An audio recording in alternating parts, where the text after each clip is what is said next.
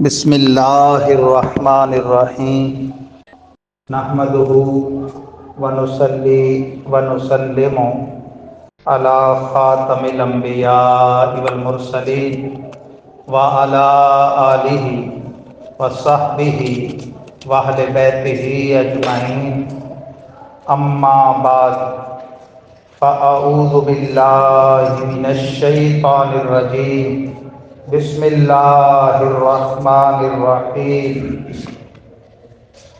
یا بنی اسرائیل اذکروا نعمتی التي انعمت علیکم واوفوا بعہدی اوف بعہدکم وإیایا فارہبون۔ صدق اللہ العظیم وصدق رسولہ النبی الکریم الامین ونحن علی ذلک لمن الشاہدین والشاکرین والحمد للہ رب العالمین۔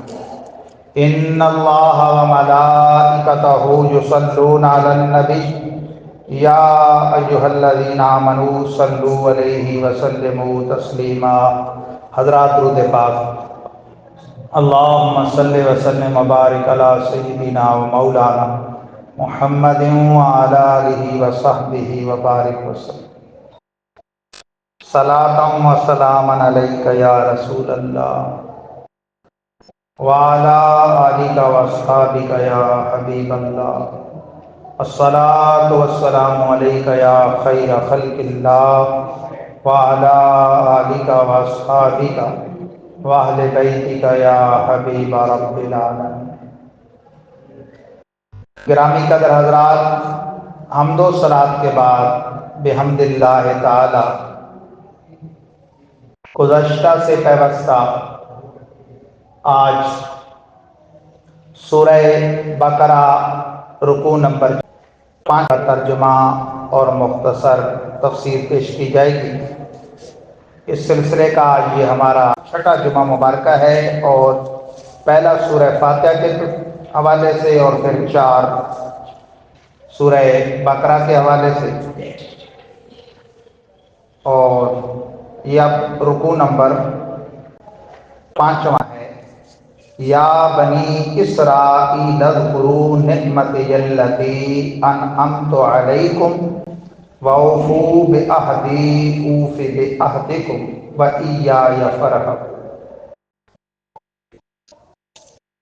یعنی آیت نمبر 40 تا 46، 7 آیات ہیں اس 5ویں رکوع میں۔ یہاں ربع اول پہلا پاؤ ختم ہو رہا۔ بنی اسرائیل میں یہاں خاص خطاب یہودیوں، ویسے یہود و نصارہ دونوں بنی اسرائیل میں آ جاتے ہیں کہ اسرائیل جو ہے وہ عبرانی زبان میں ایسے ہے جیسے عربی میں عبداللہ، عبد بمعنی بندہ، عبداللہ اللہ کا بندہ، تو اسرا بمعنی عبد ہے اور عید بمعنی اللہ۔ یہ لقب ہے اللہ کے پیغمبر حضرت یعقوب کا۔ وہ حضرت اسحاق کے بیٹے اور حضرت ابراہیم کے پوتے، حضرت اسماعیل کے بیٹے، حضرت اسماعیل سے جو نسل چلی وہ بنی اسماعیل کہلاتی ہے۔ بنی بمعنی اولاد، اس طرح بنی افغان ہمارے یہ اطراف کا میاں والی کا علاقہ ہے، یعنی وہ لوگ جو افغانوں کی اولاد ہیں، پشتون۔ تو بنی اسماعیل اولاد اسماعیل اور بنی اسرائیل اولاد یعقوب، دوسرے لفظوں میں حضرت اسماعیل کے بھائی حضرت اسحاق سے جو لڑی چلی، کیونکہ ابراہیم علیہ السلام کے بیٹے اسحاق ہی کے آگے بیٹے ہیں حضرت یعقوب۔ بنی اسماعیل میں ایک پیغمبر ہوئے ہیں ہمارے آقا صلی اللہ علیہ وسلم، منفرد، اور بنی اسرائیل میں بہت پیغمبر ہوئے حضرت عیسیٰ تک، تو ان سب کے جد کریم کہلاتے ہیں۔ کون؟ حضرت ابراہیم۔ اس لیے آپ کا ایک لقب ہے ابو الانبیاء والمرسلین، جد الانبیاء والمرسلین۔ تو پچھلی آیتوں سے اس کا ربط کیا ہے؟ قرآن پاک تو بے ترتیبہ نہیں ہے، ربط ہے، اس کا تعلق ہے، ہر آیت کا پچھلی آیت سے، ہر رکوع کا پچھلے رکوع سے، سورتوں کا آپس میں باہمی، اور اس ترتیب پر جمع کیا گیا جو لوح محفوظ کی ترتیب ہے۔ اگرچہ اتارا لوگوں کی مصلحتوں کے مطابق، اللہ تعالیٰ کی حکمت کے بالغہ اور لوگوں کی مصلحت کے مطابق، لیکن اس کی ترتیب وہ ہے جو لوح محفوظ کی ترتیب۔ وہ ربط یہ ہے کہ سرکار کی زندگی کے دو دور ہیں، مکی دور اور مدنی دور۔ اس لیے ہجرت سے پہلے جو قرآن اترا وہ مکی کہلاتا ہے، ہجرت کے بعد جو اترا وہ مدنی۔ بھلے اس وقت سرکار جیسے فتح مکہ کے موقع پر مدینہ منورہ سے مکہ میں آئے ہوئے تھے، یا بدر میں گئے ہوئے ہیں جہاد کے لیے، یا احد، جہاں بھی ہوں، ہجرت سے جو پہلے اترا وہ مکی، ہجرت کے بعد جو اترا مدنی۔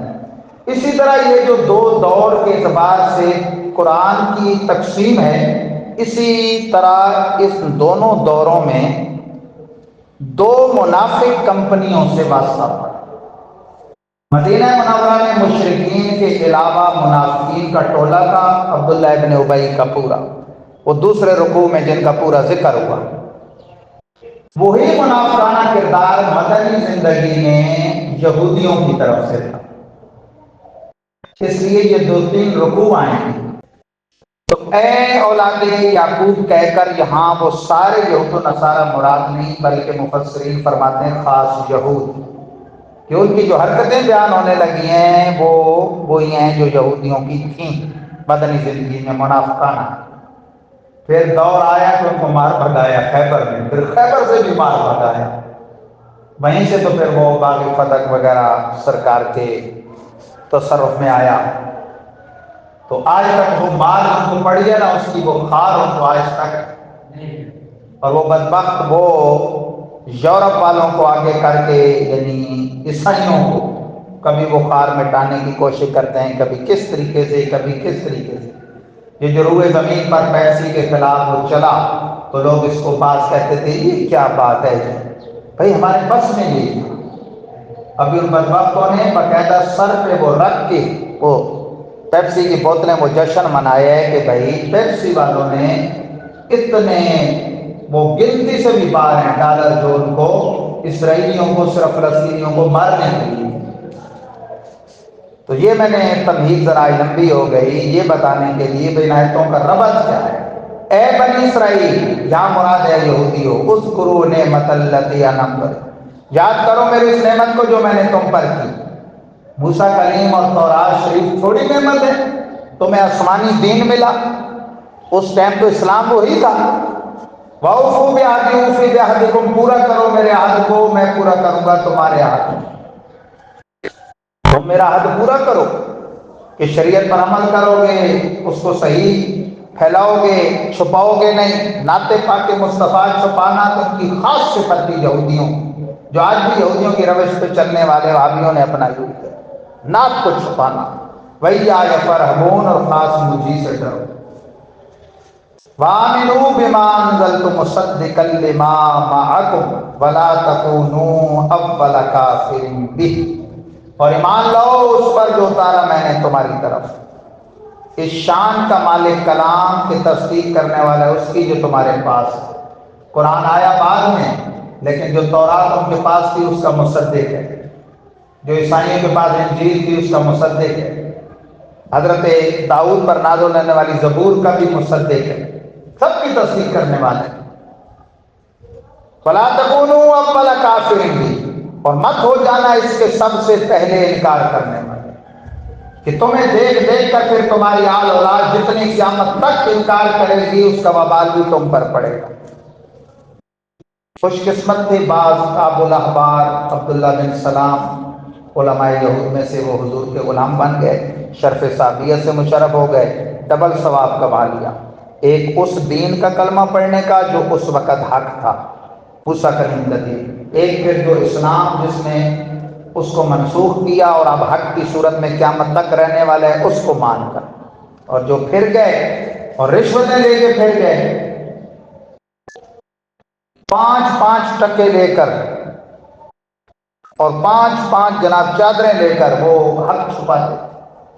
تو یہ یہودیانہ روش ہے کہ جو حق کو چھپائے، جس طرح ہمارے ملک کے چیف جسٹس نے یہودیوں کا کردار ادا کیا، ٹکوں کی خاطر بک گیا اور ختم نبوت کے منکر مرزائیوں کے پلڑے میں جا بیٹھا. حالانکہ ٹکوں کی کوئی کمی ہوتی ہے نہیں. فَلَا تَشْتَرُوا بِآيَاتِي ثَمَنًا قَلِيلًا، اور مت بیچنا میری آیتوں کو تھوڑے داموں. ساری دنیا بھی کسی کو مل جائے حکم خدا بدلنے کے لیے تو وہ تھوڑے ہی ہے نا. اور وہ تو میں نے بتایا نا کہ 5 ٹکے اور 5 چادریں لے کے حکم خدا بدل دیتے. مشہور واقعہ ہے مشکوٰۃ شریف درسی کتاب میں، حدیث کی کتاب ہے. یہودیوں میں سے بدکاری کی ایک جوڑے نے تو اب ہیلا کرنے کے لیے نا، پتہ تھا انہیں تورات کا کیا حکم ہے، ان کے علماء بھی تھے. مسلمانوں کے نبی کے پاس چلتے ہیں. اب مسلمانوں کے نبی تو انصاف کا پیکر ہے، ان جیسا صادق و امین تو ہے ہی کوئی نہیں. آئے تو پیارے آقا صلی اللہ علیہ وسلم نے بھی ان کی چال سمجھ لی نا. آپ نے فرمایا تورات شریف ہے. بھئی یہ حکم کوئی تورات میں اور تو نہیں ہے، رجم کے لیے سنگساری کا. اب وہ لے آئے مجبور ہو کے، کیونکہ خود جو حضور کو فیصلہ کرنے والا بنایا تھا. فرمایا پڑھو فلاں ہے. سرکار تو اولین و آخرین کے علم کے جامع ہیں. اچھا وہ آیت پڑھی تو وہ پیچھے سے پڑھتا ہے، آگے سے پڑھتا ہے، جو وہاں جہاں خاص حکم تھا ادھر ہاتھ رکھ لیتا ہے. مشکوٰۃ شریف حدیث کے پاک کی کتاب، اس کے الفاظ ہیں، سرکار نے فرمایا ہاتھ ہٹاؤ. ہاتھ ہٹایا تو حدیث کے الفاظ ہیں، آیت رجم تلوح لا یلوح لوحن کا معنی ہوتا ہے ظاہر ہونا. آیت رجم ظاہر تھی، بالکل چمک رہی تھی، واضح تھی. سرکار نے فرمایا کبھی سے پیار رکھ لیتے، جو حکم ہمارے قرآن میں اس بدی کی سزا تو تمہاری تورات میں بھی وہی لکھی ہے، اور وہ اس لیے سرکار نے منگوائی تھی تاکہ منکر نہ ہو سکے. وَإِيَّا يَتَّقُونَ، قرآن فرماتا ہے میری آیتیں تھوڑے داموں مت بیچو اور مجھی سے ڈرو. اللہ فرماتا ہے مجھی سے ڈرو. وَلَا تَلْبِسُوا الْحَقَّ بِالْبَاطِلِ وَتَكْتُمُوا الْحَقَّ وَأَنْتُمْ تَعْلَمُونَ. قرآن ہے نا، قرآن سے بڑھ کر کون سا مضمون ہو سکتا ہے؟ سبحان اللہ. قرآن فرماتا ہے یہودیو حق کو باطل کے ساتھ مت ملاؤ اور مت چھپاؤ حق کو حالانکہ تم جانتے ہو. ایک مثال میں نے دے دی حدیث پاک سے کہ حق ان کے سامنے تھا لیکن وہ چھپا رہے تھے. اور یہاں مفسرین نے لکھا ہے وہ کون کون سے حق چھپاتے تھے. ایک وہ یہ حق چھپاتے تھے کہ تورات شریف میں جو سرکار کی خصوصیات لکھی تھی نا، وہ وہی لکھی تھی جیسے سرکار تھے. گورا نکھرا چہرہ، حسین و جمیل، گھنی سیاہ زلفیں، مبارک ریش، پیارے چشم مبارک، میٹھی بولی. ان بدبختوں نے اس کو بدل کے سرکار کا حلیہ وہ بیان کیا جو نام بیان کرنے کے لیے. مقصد یہ نہیں تھا، ایک تو دل کا بغض نکل گیا نا اس میں حضور کی ایسی صفتوں کو برا لکھنے میں. دوسرا بھی لوگ جب اس کے خلاف دیکھیں گے، ہم معاذ اللہ بدسورہ لکھیں گے اور وہ حسین و جمیل، تو لوگ ایمان نہیں لائیں گے، کہیں گے یہ وہ نہیں ہے، وہ تو کوئی اور ہے. تو ناطے پاتے مصطفیٰ کو چھپانا یہ یہودیوں کا وتیر ہے روز ازل سے. وَأَقِیمُوا الصَّلَاةَ وَآتُوا الزَّکَاةَ وَارْکَعُوا مَعَ الرَّاکِعِینَ. سیدھے دین اسلام کو مانو، نماز قائم رکھو، زکوٰۃ دو اور رکوع کرو رکوع کرنے والوں کے ساتھ. اس میں جماعت کے ساتھ نماز پڑھنے کا اشارہ بھی مل گیا. أَتَأْمُرُونَ النَّاسَ بِالْبِرِّ وَتَنْسَوْنَ أَنفُسَكُمْ وَأَنْتُمْ تَتْلُونَ الْكِتَابَ أَفَلَا تَعْقِلُونَ. قرآن فرماتا ہے کیا لوگوں کو نیکی کا حکم دیتے ہو اور اپنی جانوں کو بھولتے ہو. بوروں کو کہتے تھے کہ یہ ہماری تورات نے جس نبی کا ذکر کیا ہے وہ مکے میں آئے گا، وہ یہی ہے. خود بغض کی وجہ سے سرکار کا کلمہ نہیں پڑھتے، حالانکہ تم کتاب پڑھتے ہو. یعنی تمہیں پتہ بھی ہے تورات کی روشنی میں کہ وہ آمنہ کا جایا، وہ رسولوں کا سردار، وہ یہی. افلا تعقلون، تو تمہیں کیا عقل نہیں کہ بھئی جس کی لوگوں کو تلقین کرتے ہو خود اس سے بھاگتے ہو. وَاسْتَعِینُوا بِالصَّبْرِ وَالصَّلَاةِ، ہر مصیبت میں مدد مانگو صبر اور نماز سے. صبر بڑا مشکل مرحلہ ہے لیکن اس کا اجر بڑا میٹھا ہے۔ صبر خود بڑا تلخ معاملہ ہے، کڑوا معاملہ ہے، صبر کا گھونٹ بھرنا، لیکن اس کا اجر بڑا میٹھا ہے۔ اور فرمایا نماز کا دامن تھا، یہی دوسرے پارے کے دوسرے رکوع میں بھی موجود ہے، عموماً فجر میں پڑھا جاتا ہے یا ایھا الذین آمنوا استعینوا بالصبر والصلاۃ۔ اس کی تفسیر میں لکھا ہے ہمارے آقا صلی اللہ علیہ وسلم کا مبارک طریقہ تھا، جب کوئی اہم معاملہ پیش آتا سرکار نماز کا دامن تھا۔ ہم کیا کرتے ہیں؟ تعویذ اگرچہ شرعاً جائز ہے، ہم خود لکھتے ہیں، لیکن نماز نہیں پڑھیں گے کہ طویل بس آپ دے دیں گے۔ اور پیر صاحب بھی ایسے پیروں سے خدا کی پناہ کہ جو نماز کی اگلے کو تلقین نہ کریں اور کہیں بس یہ لے جاؤ اور بیڑے پار، دم کریں، تعویذ بے شک کریں، تلاوت کریں، لیکن سب سے بڑا تعویذ مسلمان کے لیے کیا ہے؟ نماز۔ مومن مرد کا جماعت کے انتظار میں باوضو اللہ کے گھر میں چند لمحے قبلہ رخ بیٹھنا، یہ دنیا جان کے وظیفوں سے بڑھ کر وظیفہ ہے۔ اس سے جو بندہ بھاگا ہوا ہو اور کہے بس ایسے جی بس آپ تعویذ دیں اور بیڑے پار، وہ سب فراڈ ہوتے ہیں۔ وَإِنَّهَا لَكَبِيرَةٌ إِلَّا عَلَى الْخَاشِعِينَ، فرمائے یہ نماز بڑی بھاری ہے، مشکل ہے، بڑی بھاری ہے، مگر ڈر والوں پر بھاری نہیں۔ ان پر بھاری ہے کہ اللہ کا خوف نہیں، ان پر بھاری ہے جو بے ایمان ہے، ان پر بھاری ہے جو اندر کے منافق ہیں۔ فرمایا اللہ سے ڈرنے والوں کے لیے بھاری نہیں۔ کون خاشعین؟ الذین یظنون انہم ملاقو ربہم، وہ خوش نصیب، یہاں ظن یظن ظن کے معنی میں نہیں، مفسرین نے فرمایا یقین کے معنی میں۔ وہ خوش نصیب جو یقین رکھتے ہیں کہ انہیں اپنے رب سے ملنا ہے۔ جنہیں یہ یقین ہو وہی پھر نماز پڑھے گا نا، جسے یقین ہو کہ اللہ سے ملنا ہے۔ اور اعمال میں سے سب سے پہلا عمل جس کا محاسبہ ہونا ہے حدیث کے مطابق اول ما یحاسب بہ العبد الصلاۃ، روز محشر کے جان گداز بود اولی پرشش نماز بود۔ شیخ فرماتے ہیں روز محشر جب سورج سوا نیزے پہ جانے پگھلا رہا ہوگا، سب سے پہلی پوچھ کس کی ہوگی؟ نماز۔ تو جنہیں اس کا یقین ہے وہ کیا ہے؟ ان پر نماز بڑی آسان، بڑی میٹھی ہے، بڑی لذیذ ہے۔ کیونکہ یہ تصور کرے نا آدمی کہ رب سے کلام کرتا ہے، نماز میں آدمی رب سے کلام کرتا ہے، اور تلاوت قرآن میں اس کا رب اس سے کلام کرتا ہے۔ سبحان اللہ۔ وَأَنَّهُمْ إِلَيْهِ رَاجِعُونَ، اور جنہیں یقین ہے کہ وہ اس کی طرف پلٹنے والے، ان پر نماز بڑی آسان۔ تو اس آیت اس رکوع میں پہلا جو ایک پو ہے وہ ختم ہو گیا۔ یہ بنی اسرائیل میں سے خاص مراد یہود ہیں، ان کو اس لیے خطاب کیا گیا۔ پھر میں آخر میں وہی دو جملے دہرا دوں کہ جو کردار مکی زندگی میں منافقین مکہ کا تھا، سرکار کی مدنی زندگی میں وہی منافقت والا کردار یہود مدینہ کا۔ پھر ان کو پھینٹی لگا کے خیبر نکال دیا گیا، اور پھر دور فاروق اعظم میں دوسری پھینٹی ان کو لگی، وہاں سے ان کو دربدر کر دیا گیا۔ اور اس پھینٹی کی وہ دل میں رکھی ہوئی وہ کڑن آج تک وہ مسلمانوں پر طرح طرح سے نکالنے کی کوشش کرتے ہیں۔ کبھی یورپ والوں کو آگے عیسائیوں کو کر کے امریکہ اور برطانیہ والوں کو، کبھی ہمارے یہ امریکہ اور برطانیہ کے کتے نہلانے والوں کو آگے کر، یہ ہمارے حکمران ہیں۔ میں سچی بات کہتا ہوں کہ یقین کریں کہ یہ ہمارے علماء اور یہ اکابر نے قربانیاں دے کے یہ پاکستان نہ بنایا ہوتا تو یہ جو آج ہمارے صدر اور وزراء بنے ہوئے ہیں یہ کتے نہلا رہے ہوتے، کیونکہ ان کے بڑوں نے نہلائے ہیں، اسی کے تو انعام مل رہے ہیں، تو یہ آج کے انگریزوں کے کتے نہلا رہے ہوتے۔